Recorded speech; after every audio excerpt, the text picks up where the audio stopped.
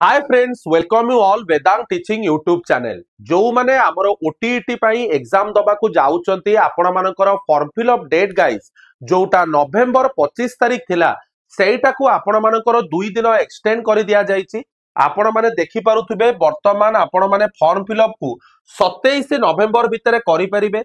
जो भाई भौणी माने आपण माने जेटी एग्जाम दबा कथा भाबुचंती मु कहि रखुची जेटी रे आपण मानकर गोटे बहुत बड़ वैकेंसी आसीबा को जाउची जेउथि पई आपण मानकू ओटीईटी क्वालिफाई करिबा को पड़िबो।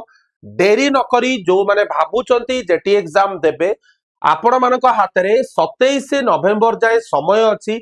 देरी न करी शीघ्र रु शीघ्र फॉर्म फिल अप करंतु एवं ओटीईटी पई आपण मानकर वेदांत टीचिंग बहुत सारा आगामी दिन रे क्लासेस एवं आपण मानकर गाइडेंस प्रोग्राम मध्ये आनिबा को जाउची।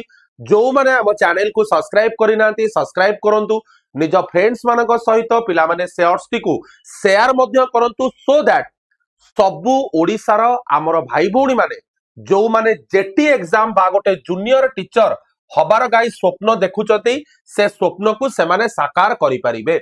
ओके, जय जगन्नाथ।